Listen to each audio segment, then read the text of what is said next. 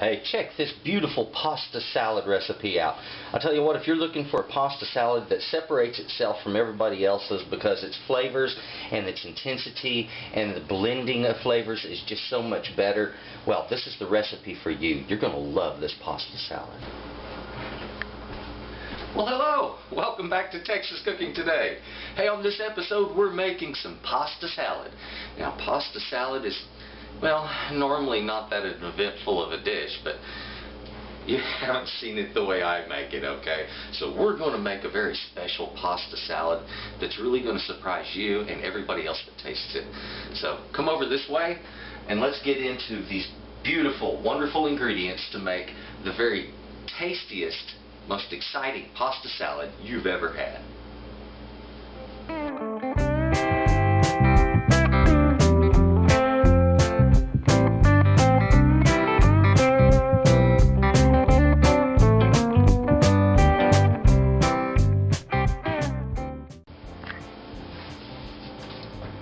Now, the ingredients that we have for our pasta salad is, of course, we're going to start with some pasta. Now, you can use any kind of pasta you want. I have chosen this rotini type of pasta that's a tricolor.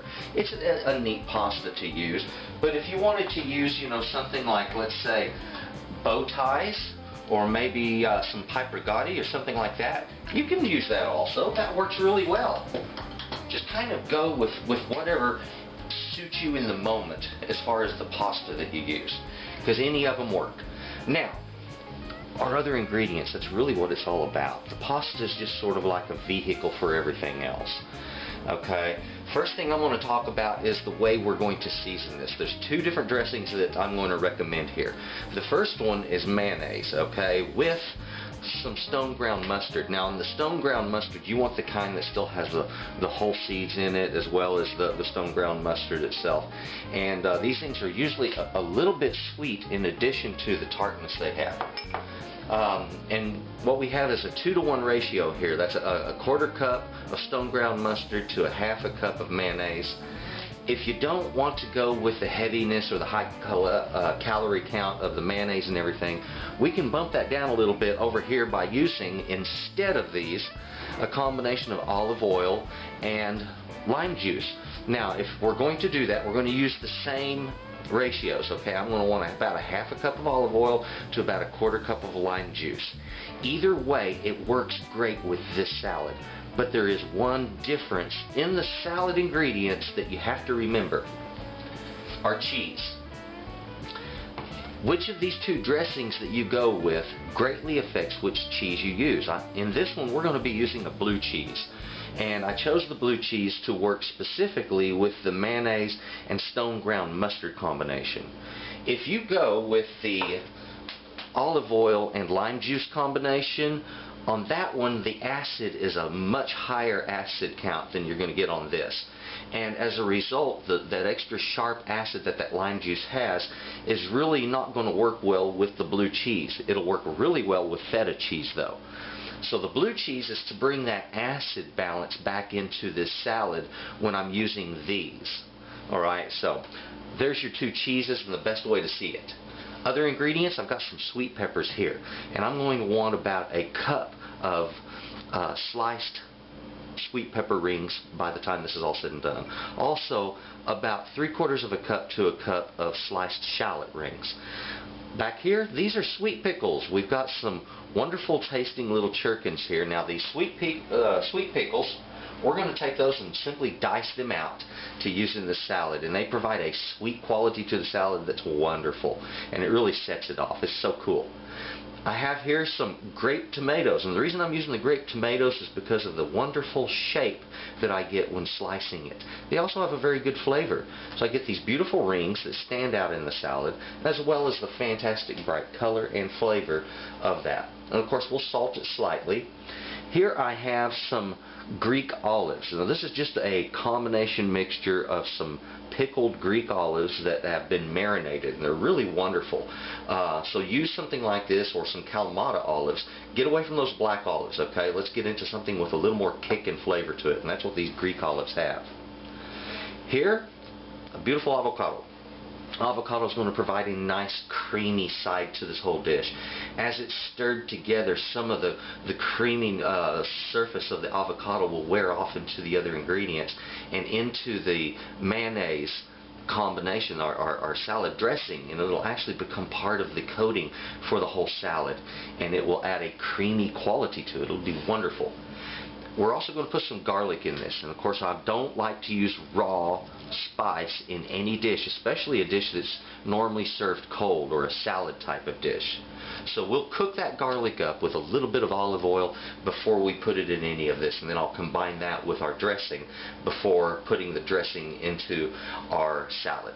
So I'll tell you what, the first thing that we have to do to make this is to get into slicing and cutting up all of our vegetables. When we're done with that, we can make it.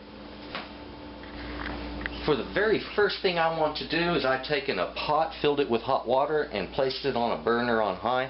I need to get this to a high rolling boil, and then I'm going to salt it and start cooking up. What I'm going to do here is go ahead and glove up, and let's get down to cutting up our shallots and peppers first. Now on these peppers, when we're going to be cutting these, what I'm going to be doing is placing my hand to hold the pepper just like this, with those fingertips curled under.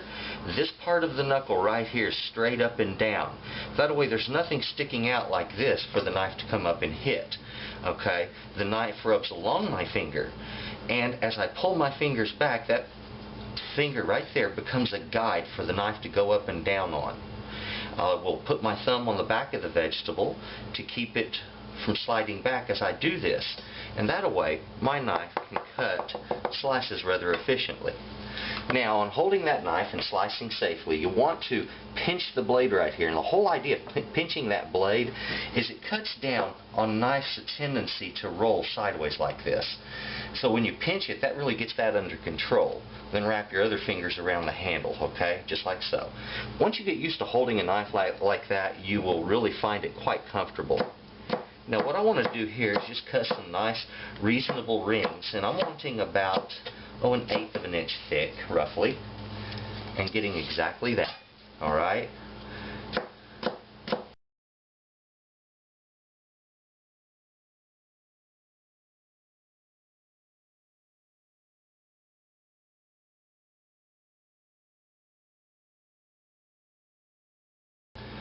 shallots often grow in pairs just like that. If you have one like that, just peel them apart, take off that tip, leave the root end intact, and just cut yourself some simple rings like we were doing earlier with those sweet peppers.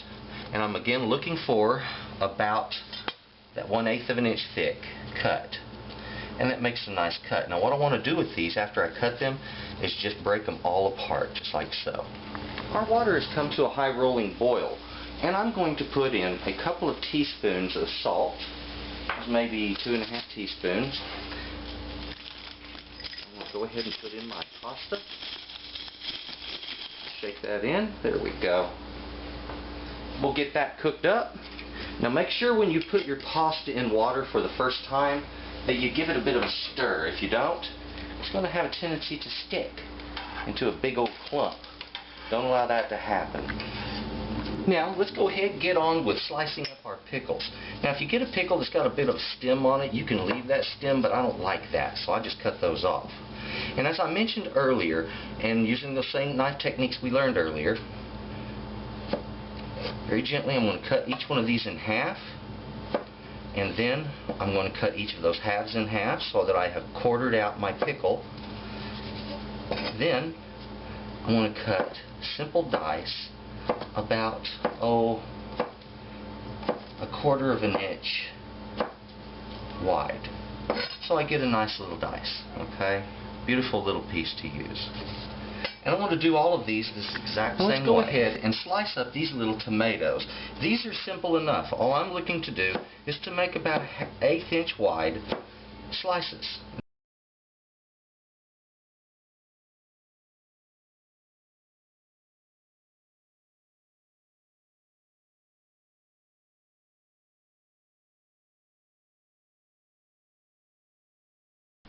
My pasta has finished cooking. It is now perfectly al dente, just the way I like it. So I'm going to take this, I'm going to pour it off through this colander. And then I'm going to turn on cold water to stop the cooking on this. There we go. Now let's move right on to taking care of this avocado. I'm hoping there's no heavy bruising inside of this because I've only got one of these. I would hate to omit it.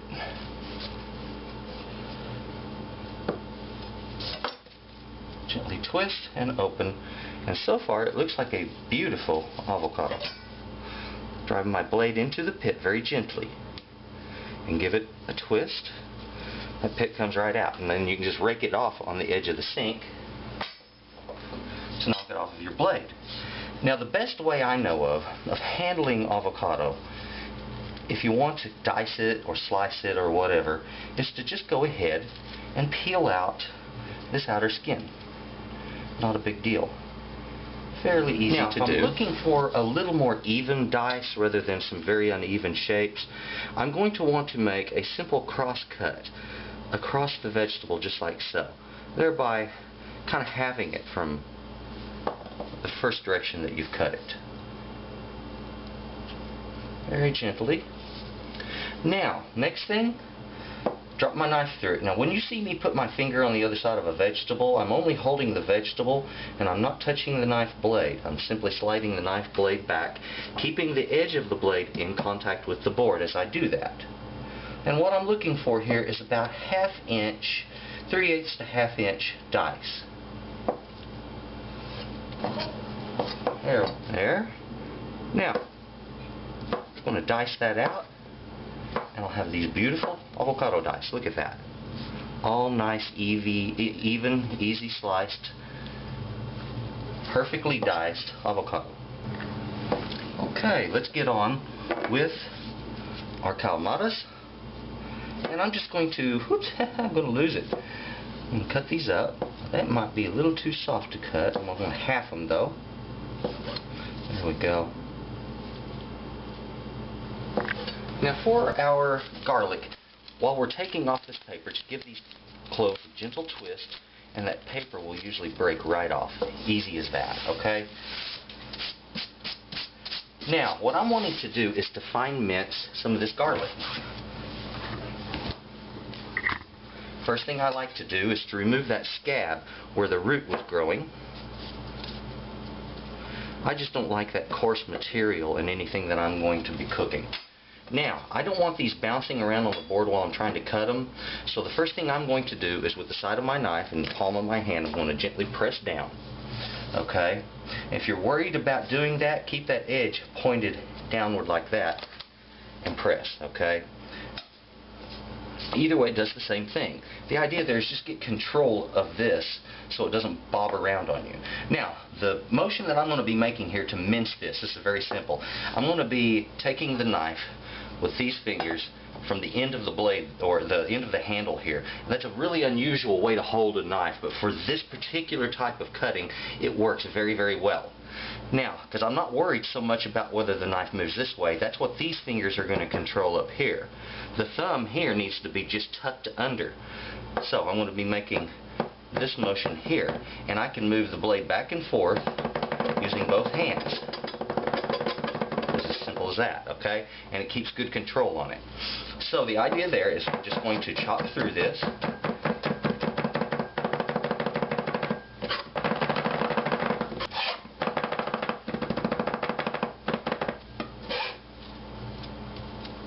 And there we go. Now, one thing I would like to say is when you're working with raw spices, especially fresh ones like garlic, never ever ever use raw garlic in any dish. Never top a dish with raw garlic. Never just put it in raw into a salad. Cook the stuff first, okay? Do this, otherwise you get sort of an unpleasant surprise. And the neat thing about it is when you cook garlic, you get a much better flavor. You can use far less of it.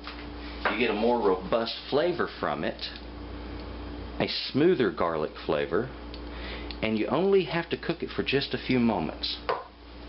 All we have to do is turn this white colored garlic into a light tan color, about the color of a peanut when it is shelled.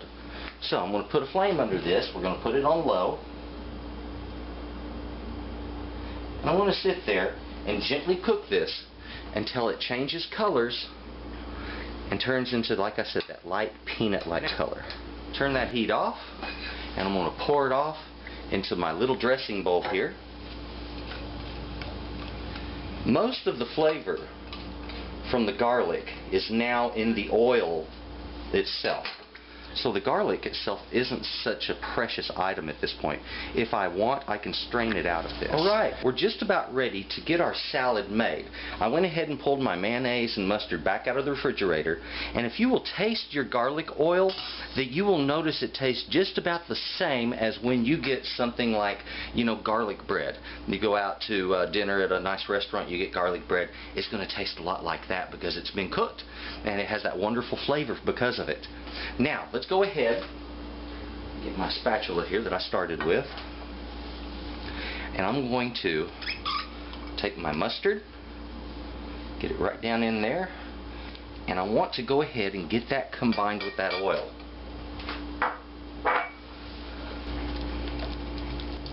Now, my mayonnaise, I'm going to go ahead and put that in there.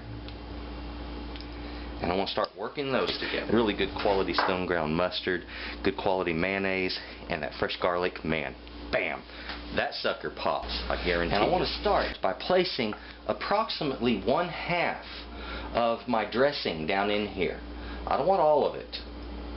We're going to start with about half, and then we're going to add more in a little bit.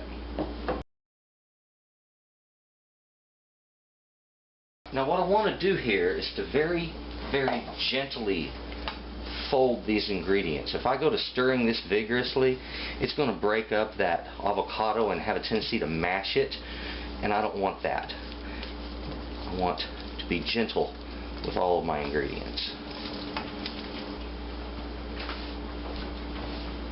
Now what I need to do next, I'm going to work on that cheese, and I'm going to take some slices off the back side of this. And I'm going to gently crumble this cheese right down into this. Now, I don't want big slices or chunks of this. I want little pieces of it. That's the reason I'm hand crumbling this. And the reason is, blue cheese has a tendency to be very sharp. It's a pungent flavor. It is going to be quickly overwhelming to this dish if we don't handle it in just the right way. So there we go. And put in maybe 2 tablespoons of crumbled blue cheese to start with. I'm going to mix that. We'll taste it. Well, as you can see, there's a lot of slicing in this dish, a lot of cutting, but it's not really something that's terribly difficult. And I tell you what, you've got just this beautiful combination of flavors and colors going on here. It's unbelievable. Oh, man. Some of that avocado, beautiful tomatoes, so sweet, vibrant. You know, this is the kind of salad that people are going to dig into. They're going to chomp down on, and once they taste a few pieces of it, they're going to keep exploring because there's going to be so many flavors wrapped up there. It's something that's not boring. It's an exciting salad. Give this wonderful one a try, and you're going to be blown away. I'll tell you what, thank you for watching Texas Cooking Today. And to my subscribers, I would like to give you a very special thank you. If you haven't subscribed, well, I've got great recipes, and there's a lot more coming out, so please do. You folks have a good day. Thank you for watching Texas Cooking Today, the show where you can get great recipes and the best techniques are taught. Please subscribe to Texas Cooking Today, where you will always find something hot and ready to eat.